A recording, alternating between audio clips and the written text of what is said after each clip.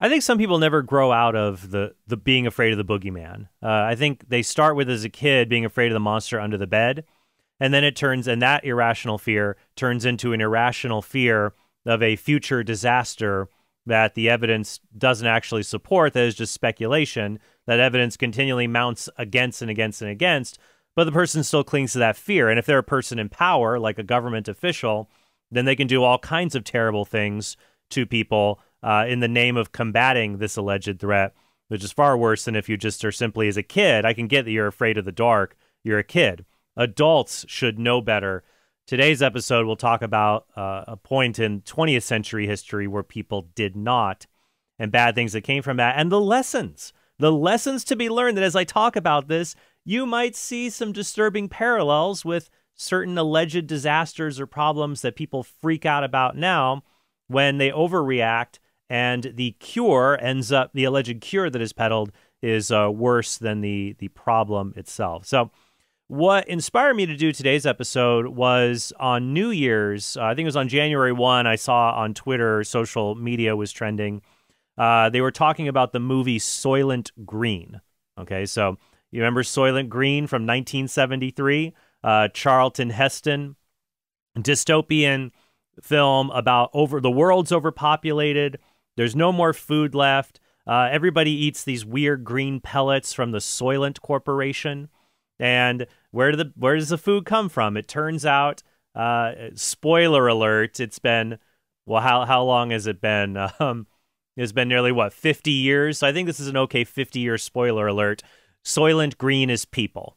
So the big twist at the end of the film is that they take all the overpopulated world, all the corpses, grind them up, and turn them into food for everyone. They told people that the pills were plankton, but the oceans, I guess, are dead because mankind and all that. So that was Soylent Green, 1973, and it represented a zeitgeist at the time of being concerned about overpopulation, saying, hey, the world, it's going to be overpopulated, it's going to fall apart, humanity is doomed, and the prophets of doom encouraged some government officials, not as much in the United States, but in other places, to enact really, really horrible things as a result of that. So I had noticed that in the New Year's, January 1, 2022, what people are posting on social media was Soylent Green. This is what Soylent Green predicted the world would be like in 2022. You know, polluted, overpopulated. It would be a giant mess. And so then I wanted to write a quick little thing on social media to show why this is all bunk, and there's the dopiness behind the prophets of doom in the 70s. But remember, I decided I don't want to be on social media anymore. Remember that episode? I've given up social media. Time suck. I'm glad I spent time with my family. Instead, I'll talk about it with you here on the podcast. So here, let me scroll down. This is the article from the Washington. So I found this article from the Washington Post recently. This is on January 9th. And I was like, you got to give me a break. Typical Washington Post. The article's headline is, in 1973, Soylent Green envisioned the world in 2022. And it's cut off here a little bit. It got a lot right. Oh, good grief. You don't want to talk about what they got wrong? This is the poster, the box art for Soylent Green. Okay? In Soylent Green, it says that in New York City, there are 40 million people. I don't think it ever says the global population, but it claims that by 2022, overpopulation is so bad that there are 40 million people living in New York City, that there are so many people, they have to send out these ridiculous garbage trucks with front loader scoops on them to scoop up people who are taking up too much room and who are rioting. And just to give you an example of how wildly off that prediction is, I think in 1973, there was something like 7.8 million people in the New York metropolitan area. By 2022, that's gone up to, I think, like 8.1 million. So it went from like 7.8 million to 8.1 million in the span of 50 years, not from 7 million to 40 million people living in New York City. So this article by George Bass, published January 9th, talks about it. And so it talks about what did Soylent Green, maybe what it got right. I'm like, oh, come on. Now, I will give you this. We'll get to this in the article. Soylent Green did get one thing right, ironically enough. So I'll talk about that. Then I want to talk about, just because this was really a big deal back then, and there's a lot of parallels now with what some people worry about and feel like we should take away civil liberties about for things that are irrationally fearsome. So The article talks about 2022. Our overpopulated planet has catastrophic climate change. Mega corporations have excessive power. Clean living is a luxury only the 1% can afford. It may read like a scan of front-page headlines, but these predictions were laid out half a century ago in the dystopian film Soylent Green. Oh, give me a break. Our world is not overpopulated now. It's not overpopulated. There are areas with high population density, but we have experiencing demographic decline. There are areas in Europe, in East Asia, where there are not enough young people and there's a demographic winter, and they don't know, even in the U.S. worried about this with declining birth rates, how are we going to support an aging population of semi-workers, not semi-truck workers, like part-time workers or retired people who don't work when there's no kids to support them? Overpopulated planet, catastrophic climate change, clean living, a luxury only the 1% can afford. No, standard of living has gone up for nearly everybody since the 1970s. And global poverty, for example, has dropped dramatically. Like, you go back to the 1960s, it was something like 40% of the world still lived in extreme poverty on less than $2 a day. And now in the modern age, we have that less than 10% that we've eradicated global poverty in many areas that were just being crushed by it, especially the case in East and Southeast Asia. You compare places like Hong Kong, like dirt poor, then opened them up to free trade, and now there's still poverty there, and there's overcrowding, but they don't have the poverty that they once had 50 years ago. So now I'm ranting about politics and speaking quickly. My wife will be like, "You're talking like Ben Shapiro. I'm Ben Shapiro here on the Daily Wire." So it goes through and talks about how older sci-fi films didn't necessarily get everything right, but Soylent Green, oh, look here, look at this police force that is attacking innocent people. I love that the police in Soylent Green, by the way, basically wear painted football helmets. So the idea here is, what did it get right? Okay, so synthetic food. Well, maybe. Humans ditch meals for nutrition pills. That's because there is no food for people to buy. A head of lettuce, 2 tomatoes, a leek are $279. A sliver of beef is the ultimate luxury. Except now you have way more choices for food than you did in the 1970s. Like, if you went to the 1970s to the store, compare that to all the different kinds of produce and vegetables and fresh eating options that we have today, and how much more affordable food is today than it was during inflation in the 70s. Well, knock on wood, we'll see how long that lasts with the way things are today. So no, actually, food prices, they're more affordable now than they were before. Energy prices are more affordable. Well, knock knock, we'll see how long that goes. So it's true.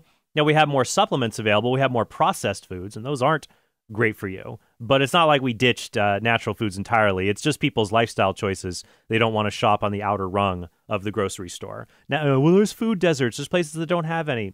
It's a separate issue for a separate time. No, there are ways to eat healthy. It's just more convenient to do drive-thrus and not great food for you. Overcrowding. Yeah, so it says here, it's overcrowded, traffic jams. The title card tells us New York City is 40 million. There are 2 million guys out of work in Manhattan alone just waiting for my job. You know, there are similarities between the movies universe and life in the Big Apple today. Manhattan saw an influx of homeless residents last June.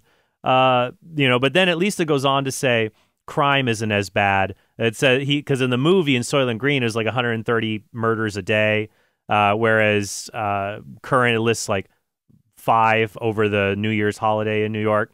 Except, of course, violent crime has gone down. That's another thing. You look at the 70s, like I was watching a documentary on the mob, like in the New York of the 70s. That's pretty crazy stuff. Violent crime is at an all-time low. Yeah, homelessness, there might have been an influx recently. Maybe because in New York, I don't know, people weren't allowed to have jobs that actually didn't pose a risk to other people and had insane policies restricting work that drove people into poverty. That might have been a problem there. I don't know. So, going through trying to say that, except I love, though, like, look at this.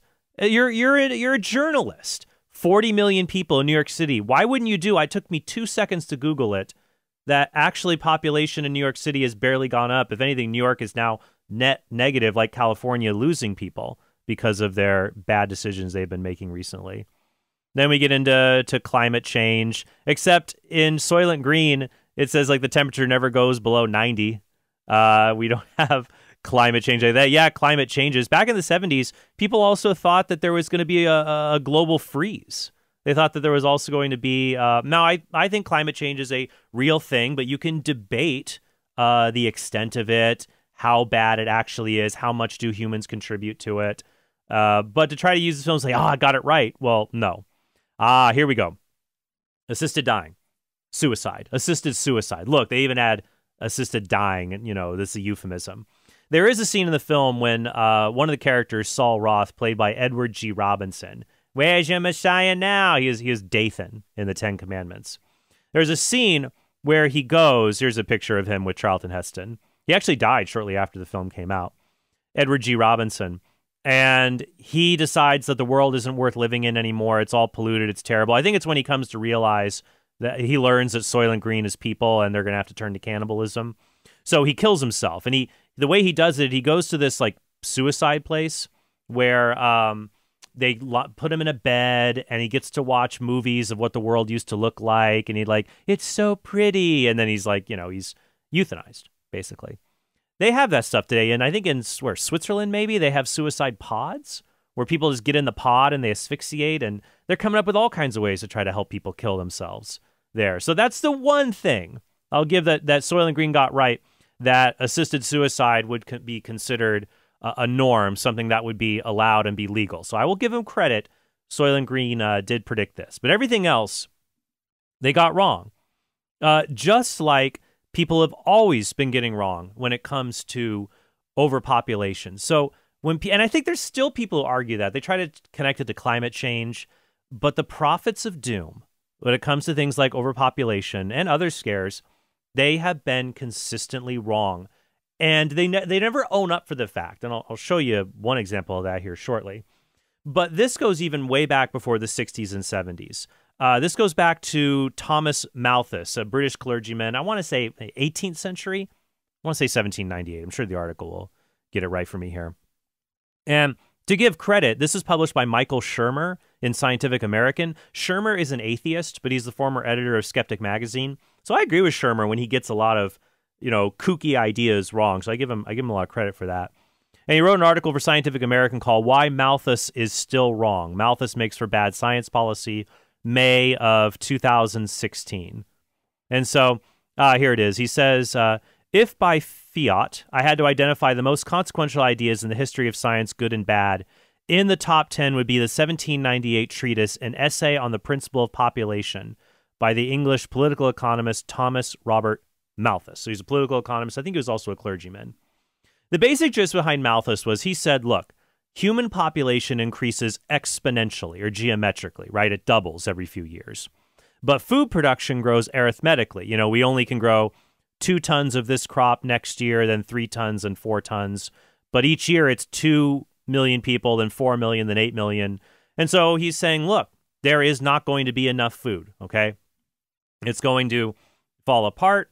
And so we're all going to end up starving to death because and so Malthus said, look, human beings populate too much. There's not enough food. We're going to starve. It's a Malthusian catastrophe or disaster is what people were predicting in the 19th century. Now, what people run with it is that in the middle of the 19th century, when Charles Darwin came up with the theory of evolution, when he discovered the theory of evolution, you had social Darwinists who were saying, look, in other animal kingdoms, all right, when there's too many deer, the deer starve and nature recalibrates itself. The weak deer die off. They get eaten by the bears or whatever. So the social Darwinists said, look, we have to stop charity. We have to stop helping the poor because the fact that we're not allowing them to die off is against the natural order. And there's going to be too many people and we're not going to have enough resources to feed everyone. So it's rather let them die than they bring down the entire ship. So it says here, Matt Ridley talks about this in his book, The Evolution of Everything. And so he talks about how the English Poor Law created by Queen Elizabeth in 1601 to give food to the poor was cut back by the Poor Law Amendment Act in 1834, based on the idea that, look, if you give the poor food, they're just going to have more kids and make poverty worse. There's a similar Malthusian attitude towards the Irish potato famine of the 1840s.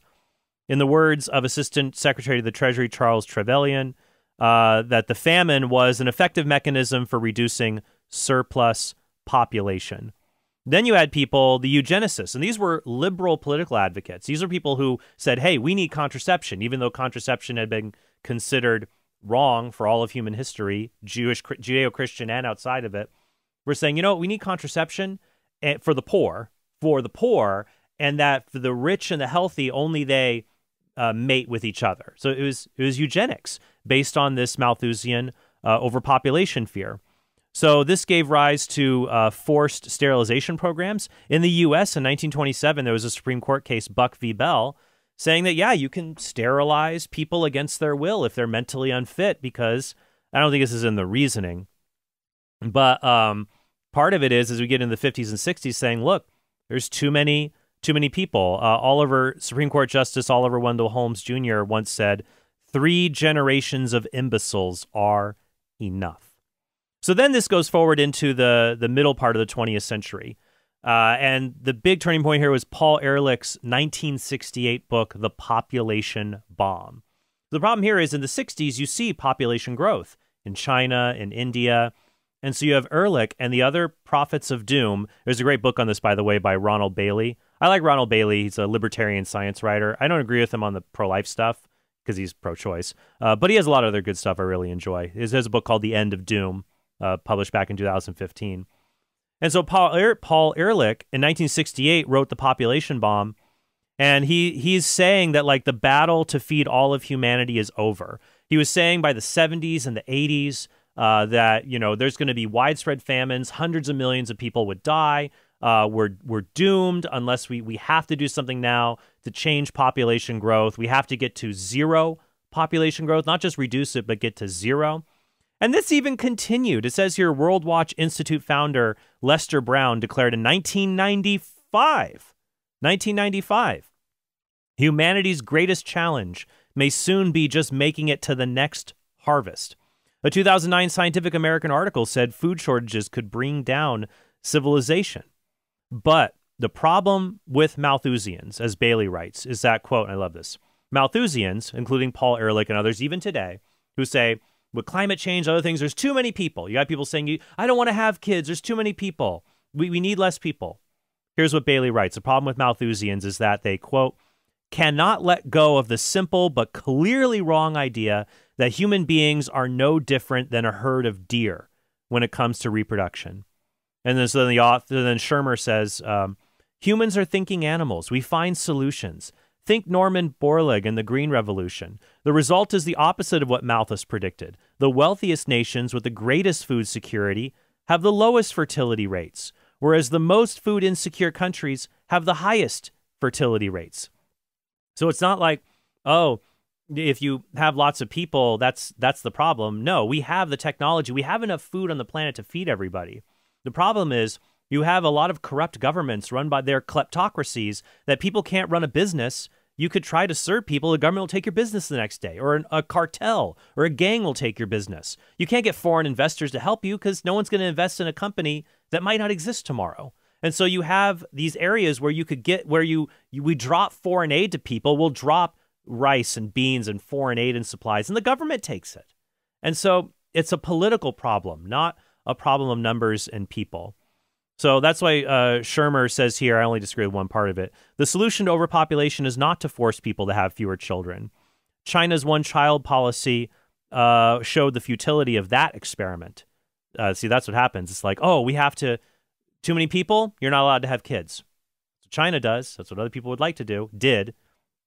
It is to raise the poorest nations out of poverty through democratic governance, free trade, access to birth control, and the education and economic empowerment of women. Now, obviously, I don't believe in using something intrinsically evil like contraception, but the other things here, yeah, that's what we've seen in other places. But it's just mind-boggling to me that people will latch onto this future fear. There's going to be too many people. There's not that there's too many people now, or they might say that, but we're on the wrong track, so we have to do anything it takes. And what they'll say is, your freedom doesn't matter. Does this sound familiar to you? Your freedom doesn't matter. Your freedom will get somebody killed.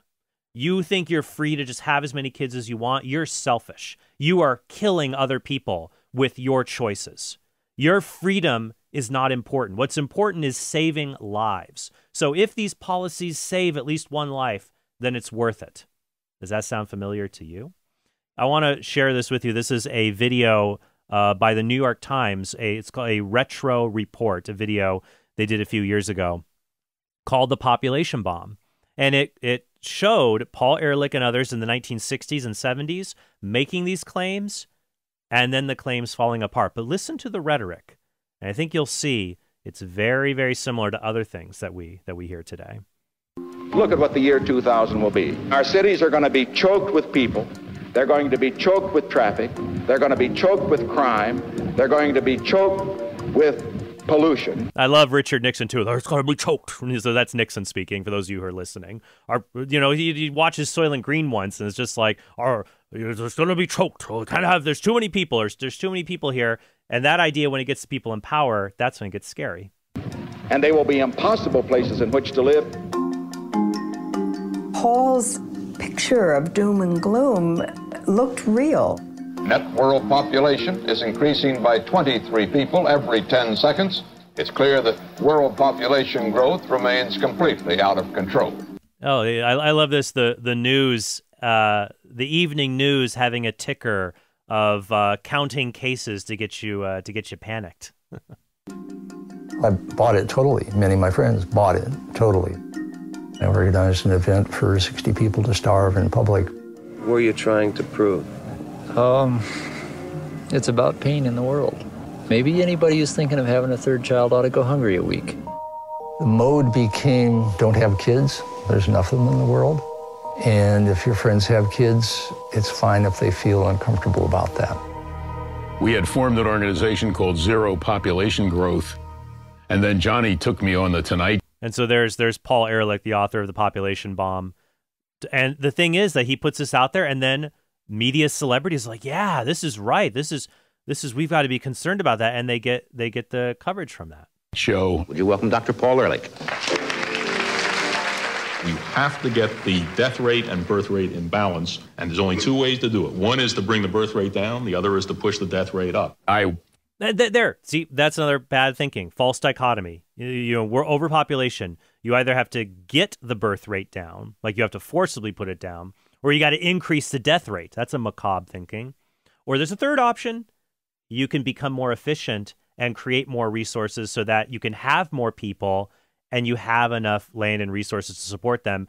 And guess what? That's what we were able to do.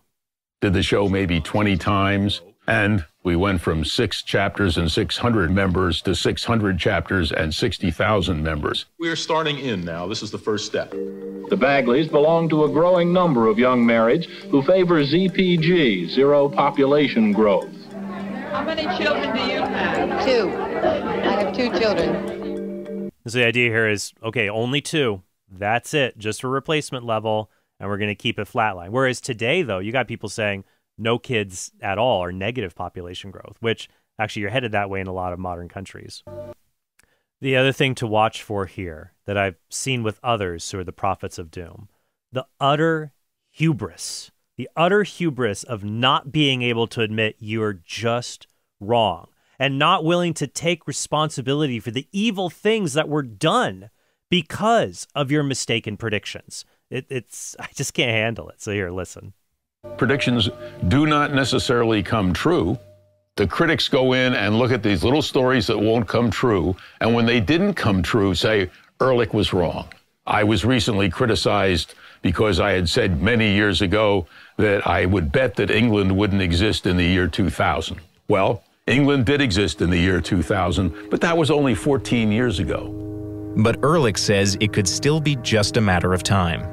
One of the things that people don't understand is that timing to an ecologist is very, very different from timing to an average person.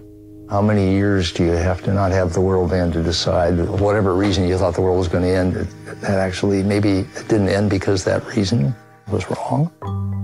Yeah, so that is just, well, England, it could still be gone. It was only 14 years I was off. Why this idea is like, well, There's long time spans for an ecologist to say, well, yeah, I could make a prediction that, like, there will be a dramatic reduction in human population in the next 10,000 years. I mean, there could be an asteroid, there could be a nuclear war. Yeah, sure. If you're going to make, like, if you allow yourself to have that far out into the future, sure. But Ehrlich and others made very specific.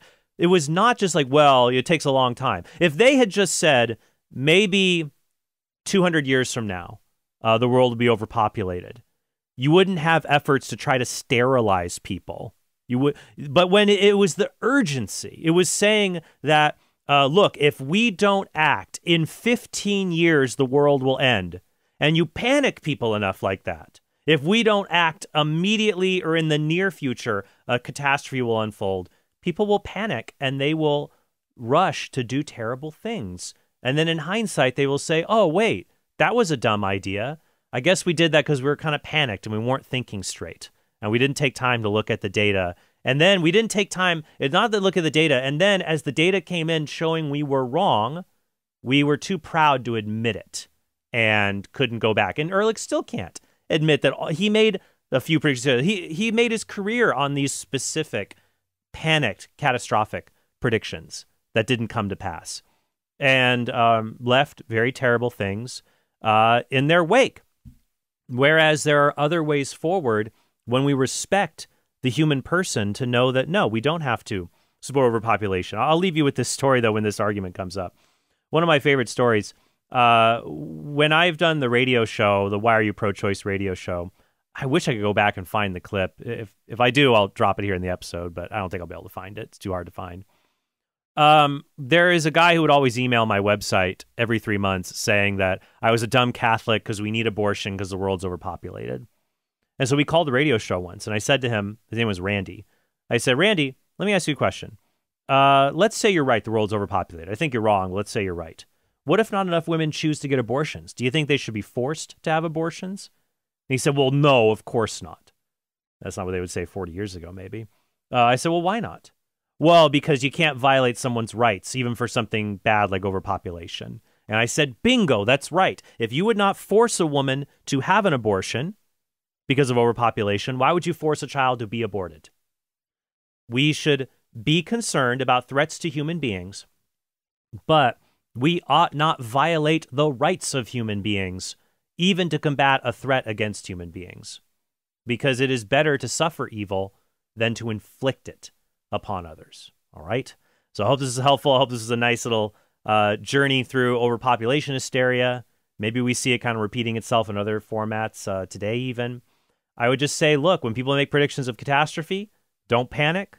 Look at the data with a sober mind and encourage others to do the same. That's what we really need. And never, ever promote evil to be done, even in the name of preventing other evils. One cannot do things that are intrinsically evil, even to achieve a great good. We must not do that. So I hope this is helpful for you all. Thank you guys so much. I'll leave the links to some of these resources here below.